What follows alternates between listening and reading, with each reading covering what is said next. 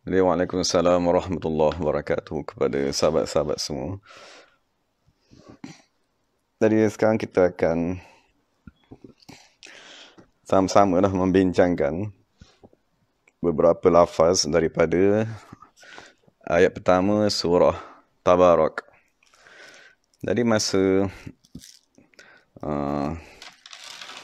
ziarah yang terakhir ataupun sebelum terakhir, semasa saya menziarah tuan guru kita lah, Syed Sharif Sabahuddin. Jadi sememangnya dia berpesan supaya kita membaca surah Tabarak pada setiap malam. Dan dia berpesan supaya kita mengkaji setiap satu daripada kalimat-kalimat yang Allah Subhanahu Wa Taala nyatakan dalam surah Tabarak. Jadi kita mohonlah daripada Allah Subhanahu Wa Taala agar sama-sama memberi kefahaman kepada kita dan kita tadi berniatlah untuk mempelajarinya. Jadi sekarang ni kita masuk pada, maksudnya kita dah bincangkan sebelum ni beberapa perkara yang berkaitan dengan lafaz tabaraka. Lepas tu semalam kita dah bincangkan tentang allazi biyadihil mulk. Maksudnya gabungan tabarakallazi biyadihil mulk, dia menuntut daripada umat Islam menzahirkan kecintaan kepada Allah Subhanahu Wa Taala dan takut kepada Allah Subhanahu Wa Taala. Jadi hari ini kita bincang secara terperinci lah, secara satu kalimat demi satu kalimat. Maksud kalimat yang kedua yang kita nak bincangkan ialah kalimat allazi. Jadi kalimat allazi, maknanya kalimat allazi ni sekiranya diterjemahkan dia bermakna yang. Maknanya kalau kita buat ayat, yang pergi ke sekolah ialah Zaid. Itu sekiranya ayat tu ada dalam bahasa Malaysia lah. Tapi dalam bahasa Arab kita boleh kata allazi yadhhabu ilal madrasati Zaidun. Maksudnya yang pergi ke sekolah ialah Zaid. Dari lafaz allazi ni, dia kita bincang sikitlah daripada segi bahasa kan. Moga-moga apabila kita berbincang kalimat-kalimat ni di dalam bahasa Arab, moga-moga pengetahuan kita tentang bahasa Arab tadi bertambah.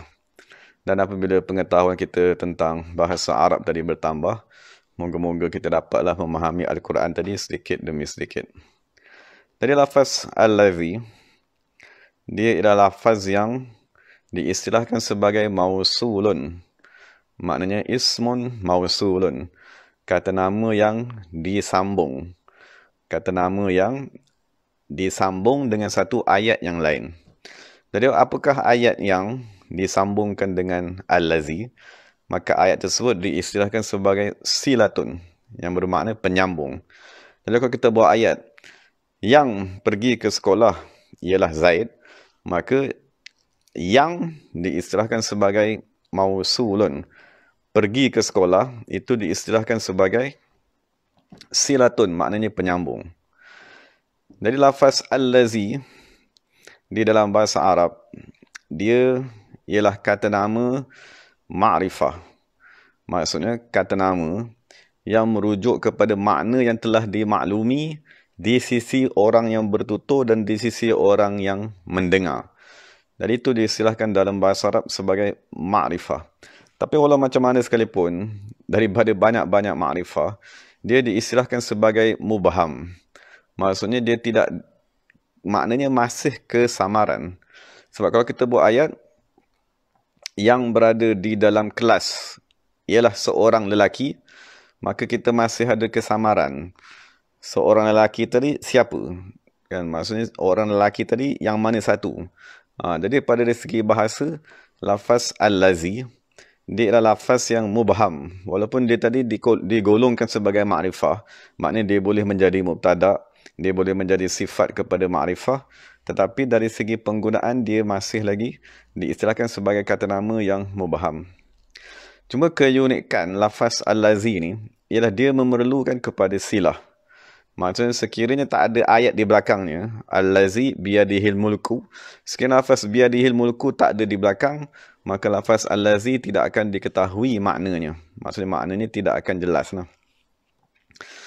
Okay, jadi daripada satu sudut yang lain, apabila kita nak gunakan lafaz al-lazi itu dalam kehidupan kita seharian, faedah lafaz al-lazi ni, sebab al-lazi ni dia ada di dalam Fatihah. Maksud dalam Fatihah tadi kita baca siratal ladzina an'amta alaihim. Maksud ada lafaz al-lazi itu di dalam surah Fatihah. Jadi untuk kita memahami apa itu, sebelum kita bincang kepada penggunaannya, jadi satu lagi syarat dalam penggunaan al-lazi. Kalau kita kata al-lazi yazhabu ilal madrasati Zaidun, maksudnya kita dah maklum al-lazi ialah isim mausul. Yazhabu ilal madrasah, pergi ke sekolah, ini ialah ayat penyambung. Jadi disyaratkan antara isim mausul ni dengan ayat yang penyambung ni, dia mesti ada ikatan yang diistilahkan sebagai rabitun, sebagai pengikat. Jadi kita ada al-lazi, lepas tu kita ada silah, dan antara dua ni, antara al-lazi dengan ayat yang nak menerangkan dia tadi, ataupun ayat yang nak menjelaskan dia tadi, dia mesti ada pengikat antara dua ni. Pengikat ni diistilahkan sebagai rabitun, sebagai pengikat. Jadi disebabkan keunikan kata nama al-lazi ni, maksudnya dia ada lafaz yang mubham, maksudnya lafaz yang masih belum jelas. Dia memerlukan kepada ayat di belakang untuk menjelaskannya. Dan lafaz al-lazi yang belum jelas ni, dengan lafaz yang nak menjelaskan ni, dia mesti ada rabitatun yang diistilahkan sebagai ikatan. Ikatan antara kedua-duanya, barulah al-lazi tadi boleh diketahui maknanya. Kalau sekiranya kita kata al-lazi, tetapi ayat di belakang ni dia tak ada pengikat, dia tak ada hubungan dengan al-lazi, maka al-lazi tetap akan kesamaran maknanya. Jadi setelah kita memahami penggunaan lafaz al-lazi, maka cara ataupun bagaimanakah kita nak menghayati ataupun menggunakan satu kalimat yang Allah Ta'ala letak di awal surah Tabarak untuk kefahaman di dalam hidup kita tadi. Jadi untuk memahami perkara tersebut, maksudnya ulama Islam dia ada menulis kitab yang lain seperti seperti kitab yang dinamakan Nahwul Qulub, yang bermaksud nahu, ilmu grammar, maksudnya ilmu nahu ataupun ilmu grammar ataupun ilmu tata bahasa, al-qulub bagi hati manusia. Jadi kita maklum ilmu grammar tata bahasa ni untuk lidah, tapi ulama Islam radhiyallahu anhum, di samping mereka menulis ilmu tata bahasa untuk lidah, mereka juga menulis ilmu tata bahasa grammar bagi hati manusia. Maksudnya mereka ambil lafaz-lafaz di dalam bahasa Arab dan kaedah-kaedah di dalam bahasa Arab, mereka gunakan dalam kita mentarbiah hati kita. Jadi salah satu kitab yang ditulis ialah kitab yang ditulis oleh Syekh Abul Qasim Abdul Karim Al-Qushairi. Maksudnya Imam Qushairi radhiyallahu anhu, dia menulis kitab. Dia menceritakan bagaimanakah kalimat-kalimat di dalam bahasa Arab dia mempunyai hubungan dengan kerohanian manusia. Lafaz seperti kata nama khas, kata nama am, kata nama mufrad, kata nama jamak, kata kerja terlampau, kata kerja sekarang, kata terbitan, kesemua lafaz-lafaz dalam bahasa Arab tu, dia cuba kaitkan dengan kerohanian manusia. Jadi sekarang ni, apabila kita membaca lafaz al-lazi, dan kita dah maklum al-lazi tadi dia mesti dia ialah tiga perkara ya. Maksudnya lafaz al-lazi yang diistilahkan sebagai mausul, biyadihil mulk. Maksudnya biyadihil mulk ini diistilahkan sebagai silah, dan dia mesti ada pengikat antara kedua-duanya. Al-lazi biyadihil mulk, pengikat di sini ialah dhamir. Jadi ketiga-tiga ni Imam Al-Qushairi berkata di dalam kitabnya, dia kata apabila kita mengetahui setiap isim mausul dia memerlukan kepada silah, dia memerlukan kepada ayat untuk menyambungkannya, untuk menjelaskan dirinya. Jadi dia kata begitulah manusia. Maksudnya dia kata begitulah setiap kita manusia ni. Kita manusia, kita mesti ada seseorang yang menyambungkan kita dengan Allah Subhanahu Wa Taala. Dan yang menyambungkan kita dengan Allah Subhanahu Wa Taala ialah Nabi Muhammad sallallahu alaihi wasallam. Setelah apabila kita mengucap asyhadu an la ilaha illallah, itu kemuncaknya ialah Allah Subhanahu Wa Taala. Kemudian kita ni untuk kita sampai kepada Allah, kita mesti ada wa asyhadu anna Muhammadar Rasulullah. Jadi Nabi Muhammad sallallahu alaihi wasallam tu dia ialah silatun, penghubung, penyambung antara kita dengan Allah Subhanahu Wa Taala. Tapi setelah kita dah faham, kita mestilah berhubung dengan Rasulullah untuk kita tadi sampai kepada Allah. Disyaratkan semasa isim mausul tadi tu, antara allazi dengan biyadihil mulku tu, ataupun apa saja ayatnya, dia mesti mempunyai rabit, pengikat. Jadi begitulah ulama-ulama tasawuf dia berkata, apabila kita tadi mempunyai guru, ataupun kita tadi mengikat diri kita dengan guru untuk menyampaikan kita kepada Allah Subhanahu Wa Taala, maka disyaratkan ada rabitah. Rabitah tu maksudnya pengikat, ingatan antara murid dan guru tadi, agar dia tadi boleh menerima kurniaan rohani daripada guru kepada murid. Dan itu faedah yang dinyatakan oleh Imam Al-Qushairi radhiyallahu anhu di dalam kitabnya Nahwul Qulub. Maksudnya ilmu grammar tata bahasa yang berkaitan dengan hati manusia. Jadi apabila kita baca allazi, sama ada allazi di sini ke, ataupun apabila kita baca siratal ladzina an'amta alaihim, jadi kita cuba hadirkan makna bahawa allazi itu ialah diri kita yang lemah, kan, diri kita yang mubham, maksudnya diri kita yang tak ada pengetahuan, diri kita yang tak ada makrifah, diri kita yang tak ada ilmu tentang Allah Subhanahu Wa Taala, maka kita memerlukan kepada penyambung di belakangnya, allazina an'amta alaihim, ataupun seumpamanya lah. Dan apabila kita dah dikurniakan dengan penyambung tersebut, maka syarat untuk kita mendapat nikmat tadi, syaratnya ialah rabitatun, mesti ada pengikat antara kedua-duanya. Apabila diikat antara hati murid dan hati guru tadi, barulah kurniaan tadi boleh masuk ke dalam dirinya. Sebagaimana kita maklum kan, maksud kita ada rumah, dan rumah kita tadi kita bina di sebelah pencawang elektrik je, kan, pencawang elektrik TMB. Dan kita dah maklum di situlah tempat untuk kita mendapatkan tenaga elektrik, tapi kita tak ada ikatan. Maksudnya kita tak ada buat pergi agreement dengan TMB untuk masukkan elektrik, dan tak ada wire bersambung, tak ada ikatan. Jadi walaupun ada pencawang tu sebelah rumah kita je, tapi disebabkan ikatan tadi tak ada, maka elektrik daripada pencawang elektrik itu tak boleh masuk ke dalam rumah kita. Jadi begitulah juga apabila kita tadi nak mendekatkan diri kepada Allah Subhanahu Wa Taala, maka yang difahami daripada lafaz allazi ialah tuntutan untuk kita tadi mengikat diri kita dengan seseorang guru yang telah diberi nikmat oleh Allah Subhanahu Wa Taala untuk kita disampaikan kepada Allah Subhanahu Wa Taala. Dan itu beberapa faedah daripada lafaz allazi. Jadi kita sambung lafaz yang kedua, lafaz biyadihi. Jadi lafaz biyadihi ni kalau kita terjemah, sememangnya terjemahannya bermakna tangan. Kan, bi maksudnya pada. Yadihi tangan, hi-nya lah maksudnya pada tangannya. Jadi apabila kita membincangkan lafaz tangan yang disandarkan kepada Allah Subhanahu Wa Taala, maka sekarang ni dia merujuk kepada lafaz-lafaz yang diistilahkan sebagai mutasyabih, ataupun diistilahkan sebagai ayat mutasyabihat. Ada dalam Quran ayat yang menceritakan tentang Allah Subhanahu Wa Taala datang.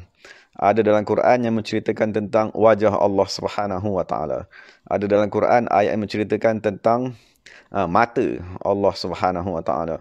Dan kalau dalam hadis menceritakan Allah Taala turun di langit dunia. Dalam hadis menyatakan Allah Ta'ala sakit. Dalam hadis menyatakan Allah Subhanahu Wa Taala lapar. Kan, dalam hadis menyatakan Allah Subhanahu Wa Taala kehausan. Jadi ada banyak ayat-ayat di dalam Al-Quran dan di dalam hadis yang menyatakan bahawa Allah Subhanahu Wa Taala tadi menyamai ataupun mempunyai kesamaan dengan makhluknya. Jadi kesemua ayat-ayat tersebut diistilahkan sebagai ayat mutasyabihat. Maksudnya ayat-ayat yang maknanya kesamaran. Yang dimaksudkan dengan kesamaran tadi ialah maknanya tidak boleh difahami dengan akal. Kan, maksudnya akal manusia dengan semata-mata akal tadi dia tak boleh menghayati ataupun menyelami makna tersebut. Jadi disebabkan makna tadi tak boleh dicapai oleh akal manusia biasa, maka ulama ahli sunnah wal jamaah, ulama Asy'ariyah, ulama-ulama Asy'ari dan ulama yang Imam Mansur Abu Mansur Maturidi, mereka membuat satu kaedah. Kaedah tersebutlah yang kita belajar dalam seperti kitab Matan Jawharatul Tauhid. Dia kata wa kullu nassin awhamat tashbiha. Setiap ayat-ayat daripada Al-Quran ataupun setiap ayat-ayat daripada hadis awhamat tashbiha yang boleh menyebabkan kita tersalah faham, tashbiha persamaan antara Tuhan dengan makhluk, maka dia ada beberapa arahan. Kalau kita jumpa ayat tersebut seperti ayat ni lah, ayat mengatakan tentang tangan, nanti ada ayat menyatakan Allah datang, wajah rabbuka wal malaku, lepas tu nanti ada ayat menceritakan tentang mata Allah Subhanahu Wa Taala. Jadi kalau kita jumpa ayat tersebut, maka arahan kepada diri kita ialah awilhu, maknanya hendaklah kamu mentakwilkannya. Maksud mentakwil tadi, kamu palingkan lafaz tersebut daripada zahir maknanya kepada makna yang lain. Jadi daripada lafaz tangan ni, ulama berkata maksud yang dimaksudkan dengan tangan ialah kekuasaan Allah Subhanahu Wa Taala ataupun kudratnya. Jadi apabila kita jumpa ayat macam ni, jangan sekali-kali kita terus ataupun menganggap Allah Subhanahu Wa Taala tadi menyamai makhluk. Kerana Allah Subhanahu Wa Taala dia sendiri menyatakan dia tidak menyamai makhluknya, maka ayat yang menceritakan tentang Allah tadi beranggota ataupun seperti makhluk, maka pertama sekali kita dituntut supaya takwil ataupun kita maksud takwil tadi kita kata makna yang zahir tidak dikehendaki oleh Allah Subhanahu Wa Taala, tetapi Allah Taala mengkehendaki makna yang lain. Makna yang lain tadi itu kita kena ambil daripada ulama. Kan maksudnya makna yang lain itu bukan kita boleh reka sendiri, kan bukan kita boleh fikir sendiri. Jadi ulama-ulama yang mahir di dalam bahasa Arab dan mahir di dalam ilmu akidah, merekalah yang menyatakan bahawa lafaz siyad kan dia boleh digunakan dengan satu makna kiasan yang lain yang bermaksud kekuasaan. Jadi jangan sekali-kali kita mengandaikan Allah Subhanahu Wa Taala, Tuhan yang kita sembah tadi bertangan, kan, ataupun jangan sekali kita mengandaikan Tuhan Allah Subhanahu Wa Taala tadi berbadan, berkepala, bermuka. Salah. Maksudnya kita akan terpesong daripada Allah Subhanahu Wa Taala. Jadi itu pertama sekali. Maksudnya untuk kebanyakan manusia, arahan ni ialah awilhu, maka hendaklah kamu takwilkannya. Maksud kamu palingkannya daripada mana yang zahir, kan kamu bawa kepada satu makna yang lain yang diajarkan oleh ulama-ulama di dalam buku akidah mereka. Tapi dari satu lagi cara, maksudnya sekiranya satu lagi sama ada kita mentakwilkan ataupun fawwidhu. Fawwid ni maksudnya kita diam. Diam tu maksudnya kita serahkan maknanya seperti mana yang Allah kehendaki. Dari makna tafwid ni dia bukanlah makna tak tahu. Tafwid ni ialah maksudnya orang tadi dia berusaha mendekatkan diri kepada Allah Subhanahu Wa Taala sehinggalah Allah Subhanahu Wa Taala mengajarkan ilmu tu ke dalam dirinya. Kan sehinggalah Allah Taala membukakan hijab, kan membukakan hijab rohaninya supaya dia tadi mengenal Allah Subhanahu Wa Taala, maka pada ketika itu yang dituntut ke atas ni ialah tafwid. Tafwid tu maksudnya dia diam dan dia serahkan makna kepada Allah seperti yang Allah kehendaki. Jadi dua keadaan tadi tu. Maksudnya di sisi orang awam, kan maksudnya di sisi orang awam yang belum beribadat, yang maksudnya yang belum mendekatkan diri kepada Allah Subhanahu Wa Taala, maka ulama kata tangan ataupun segala lafaz-lafaz tadi hendaklah ditakwilkan untuk mengelakkan mereka tadi salah faham. Jadi apabila ditakwil, kita bagilah makna yad dengan makna kudrat. Tapi untuk orang yang dekat dengan Allah Subhanahu Wa Taala, orang yang telah dikasyafkan oleh Allah Subhanahu Wa Taala, orang yang dibukakan hijab dengan Allah Subhanahu Wa Taala, maka yang dituntut ke atasnya ialah fawwidhu. Maksudnya dia tadi menyerahkan maknanya kepada Allah Subhanahu. Maksudnya dia tak takwil. Dia kata makna seperti mana yang Allah kehendaki dan Allah saja yang memahami maknanya, dan sekiranya Allah Taala ingin memahamkan kepadanya makna tersebut, maka dia simpanlah makna tersebut di dalam dirinya. Dan itu dua keadaan manusia lah. Apabila berhadapan dengan ayat-ayat mutasyabihat, sekiranya kita dah dibukakan hijab di sisi Allah Subhanahu Wa Taala, maka kita tadi dituntut supaya bertafwid. Tafwid tu maksudnya kita tadi berdiam diri, kan, tidak menterjemahkannya dan tidak mensyarahkannya, bahkan kita terima makna itu daripada Allah Subhanahu Wa Taala dan kita simpan sebagai rahsia Allah Subhanahu Wa Taala di dalam diri manusia. Tetapi sekiranya kita belum lagi dibukakan hijab, maka jangan kita reka ataupun jangan kita mengandaikan ataupun jangan kita membayangkan Allah tadi seperti manusia. Salah. Maksudnya mengandaikan, membayangkan, itu semua yang dikhawatiri terpesong daripada makna yang sebenar. Maka untuk mengelakkan terpesong tadi, untuk mengelakkan kita menggambarkan sesuatu jasad sebagai Tuhan, maka satu ulama kata hendaklah kita mentakwilkan. Maksudnya kita bagi satu makna kiasan yang lain yang bersesuaian dengan lafaz yad tersebut.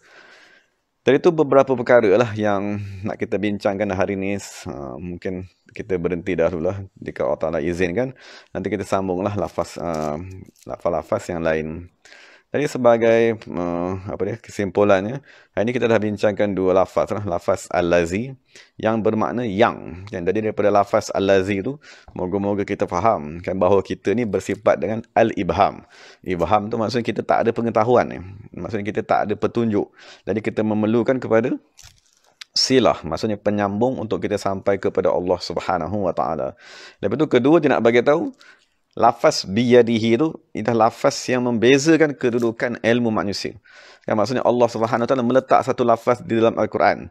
Ada sebahagian manusia memahaminya dengan makna yang zahir, ada dengan makna yang dikiaskan kerana kefahaman ataupun akalnya, kemampuan rohaninya belum cukup. Jadi tujuannya supaya kita tadi berusahalah mendekatkan diri kepada Allah, kan? Berusahalah untuk kita beribadat supaya Allah memberitahu sendiri apakah makna tangan yang Allah kehendaki. Kan sekiranya kita dekat kepada Allah, maka Allah Taala akan memahamkan makna tersebut. Sebab tu dalam Quran dia kata, "Wa ma ya'lamu ta'wilahu illallahu warrasikhuna fil 'ilmi." Maksudnya dalam Quran Allah Taala berkata, tiada manusia yang mengetahui makna ayat-ayat seperti ini illallah warrasikhuna fil 'ilmi. Melainkan Allah Subhanahu wa taala saja yang mengetahui, dan kedua yang mengetahui ialah warrasikhuna fil 'ilmi, orang-orang yang mantap pada ilmunya. Jadi kita mohonlah daripada Allah Subhanahu wa taala agar dikurniakan kepada kita ilmu. Cuma untuk dikurniakan kepada kita ilmu tersebut, maka kita dituntut untuk menguatkan kerohanian, untuk membersihkan hati kita, untuk memperbanyakkan ibadat supaya ilmu tu boleh kita faham.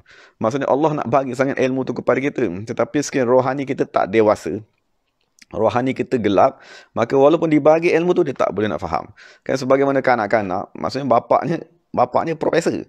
Kan bapaknya pensyarah yang mempunyai ilmu yang amat tinggi, tapi disebabkan anaknya baru umur 5 tahun ataupun anaknya baru umur 3 tahun, jadi bapa tadi tak boleh nak bagi ilmu tu kepada anaknya. Bukan bapa tadi kedekut, kan, bukan bapa tadi nak halang ilmu tu daripada anak. Cuma dia kata anak ni yang masih belum dewasa.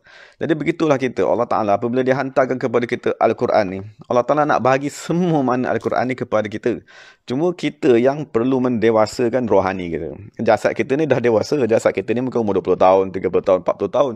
Cuma persoalannya roh kita tu umurnya berapa. Jadi sekiranya roh kita tadi dewasa, maka Allah sendiri yang akan mengajarkan makna-makna kalimat-kalimat di dalam Al-Quran. Jadi itu tuntutan kepada kita lah. Maksudnya moga-moga Allah Subhanahu wa taala memberi kefahaman kepada kita semua. Jadi segala yang baik itu daripada Allah Subhanahu wa taala, segala salah silap itu daripada diri saya lah. Jadi semalam kita ada bincangkan tentang khauf dan raja tadi. Maksudnya takutkan Allah Subhanahu wa taala dan mengharap kepada Allah Subhanahu wa taala. Jadi sahabat kita lah, maksud sahabat kita tanya semalam, maksudnya saudara Fatah dia tanya, khauf dan raja tu dia berlakunya di mana? Maka ulama mensyarahkan bahawa khauf dan raja dia ialah min a'malil qulub. Dia ialah amalan kepada hati manusia. Maksudnya hati kita tadi yang takutkan Allah Subhanahu wa taala, dan hati kita tadilah yang mengharap kepada Allah Subhanahu wa taala. Jadi itulah pekerjaan hati. Kan maksudnya hati manusia ni dialah yang mencintai, kan, dialah yang mengharap, kan, dialah yang takut, dialah yang redha dan seumpamanya. Jadi moga-moga Allah Taala mengurniakan sifat tersebut kepada hati kita. Wallahu ta'ala alam. Jadi kita berhenti dahululah. Terima kasih kepada semua sahabat-sahabat, kan, yang sama-sama membaca surah Tabarak, kan, dan sama-sama. Cuma kalau ada benda-benda yang tak jelas, nanti boleh tanyalah supaya kita boleh ulang dan kita boleh bincang bersama-sama. Jadi segala yang baik itu daripada Allah Subhanahu wa taala. Segala salah silap itu daripada diri saya sendiri. Wa aqulu qawli hadza wa astaghfirullahal azim li wa lakum wa lisairil muslimin wal muslimat. Assalamualaikum warahmatullahi. Jadi sama-sama semualah, terima kasih semua kerana mendengar. Jadi kita baca doa sedikitlah. Bismillahirrahmanirrahim. Alhamdulillahirabbil alamin wassalatu wassalamu ala sayyidil mursalin wa ala alihi wa sahbihi ajma'in. Allahumma farrij an ummati sayyidina Muhammadin sallallahu alaihi wasallam. Allahumma arham ummati sayyidina Muhammadin sallallahu alaihi wasallam. Allahumma altuf bi ummati sayyidina Muhammadin sallallahu alaihi wasallam. Allahumma arfa' maqtaka wa ghadabaka an ummati sayyidina Muhammadin sallallahu alaihi wasallam. Rabbana zalamna anfusana wa illam taghfir lana wa tarhamna lanakunanna minal khasirin. Rabbana atina fid dunya hasanah wa fil akhirati hasanah wa qina adzaban nar. Wa sallallahu ala sayyidina Muhammadin nabiyil ummi wa ala alihi wa sahbihi wasallam. Subhana rabbika rabbil rabbil izzati amma yasifun wa salamun alal mursalin walhamdulillahi rabbil alamin. Taqabbalallahu minkum.